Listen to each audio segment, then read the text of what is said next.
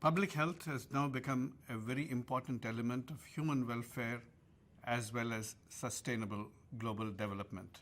However, we can foresee many challenges as we move ahead.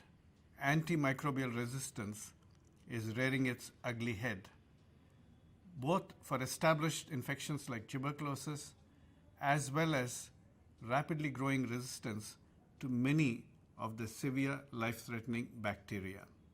And we find that zoonotic infections, which spread from animals to humans, are becoming increasingly common, partly because we are providing a conveyor belt from deforestation, from hitherto confined viruses and vectors to flow into veterinary populations which are captive, and then into the human habitat. We also recognize that climate change, which is already a major threat, is going to get exacerbated in terms of global warming and its adverse impact on health in very many ways. Non-communicable diseases, mental health disorders, and obesity are the new big epidemic which are now challenging the world over and is likely to reduce our life expectancy in some other countries. While we have been rejoicing that increasingly we are gaining better health and lengthening our life expectancy, we are also being told that in some countries at least, the next generation will probably have a lower life expectancy than the present one because of rapidly rising obesity. In terms of the tools that we have in order to counter these threats, we have data-driven decisions coming up with much better methods of acquiring and analyzing and applying data. And these data are now available in real time for rapid decision making and response. And big data can be sometimes problematic, but can actually give us very valuable insights into how to make public health decisions. Innovative, affordable technologies, especially tools like e-health and m-health and handheld tablets with decision support systems, are making it much easier for public health interventions to be administered widely, reducing access barriers, improving effectiveness, and also the ability to evaluate interventions rapidly by getting the data on effectiveness much faster, and also permitting mid-course corrections wherever necessary. A diverse public health workforce is now developing with not only public health experts, but also people in the front lines like community health workers, mid-level healthcare providers, all of them not only providing essential health services, but participating very actively in the delivery of public health programs and even in data acquisition and evaluation.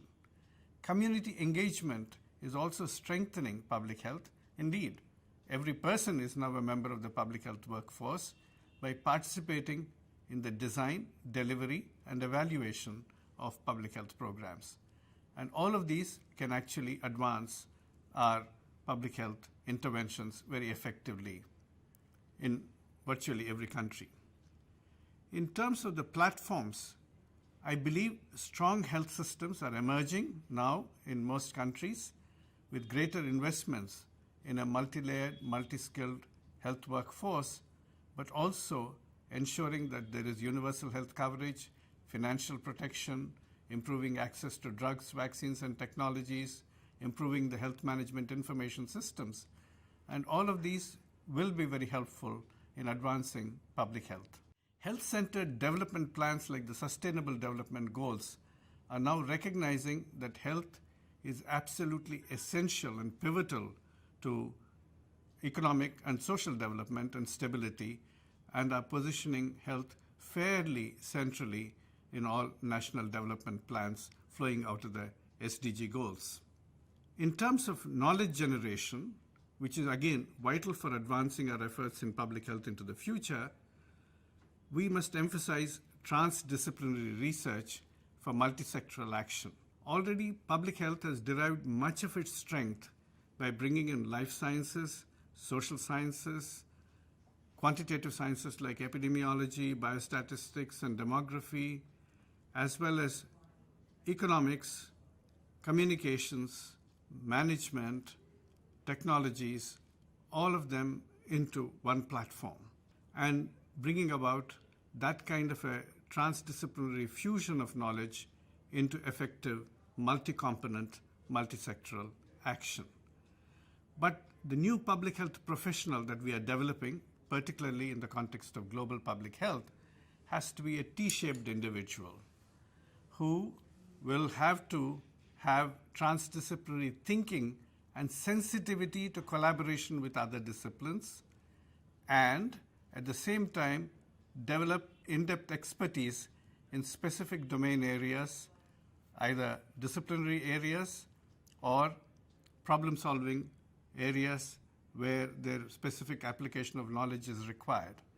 And unless this kind of a T-shaped individual emerges, we will still have siloed action which is going to be disconnected. And therefore, even in terms of our understanding of public health and what is the science behind public health, we need to move from pure reductionist concepts to holistic constructs. Reductionism is useful in identifying some of the critical elements of what goes wrong and what can be corrected. But unless we actually put all of those together into a holistic construct, we are not likely to have effective public health results or impact. And there we must remember that the spectrum of science is reductionist in concept but holistic in construct. Why do I say this? A rainbow, for example, has multiple beautiful, attractive colors. That's very reductionist. But unless you fuse them together, you won't get the bright light which illuminates. That is holistic. And that is how our approach to science of public health has to be. Now, as we move further into the 21st century, we must recognize that never before in human history have we been so forewarned of the threats that await us and the potential doomed destiny if we ignore them. But never again in human history have we been so forearmed with the knowledge and tools to prevent those harms from reaching us and to advance much more safer and sounder into a healthy future.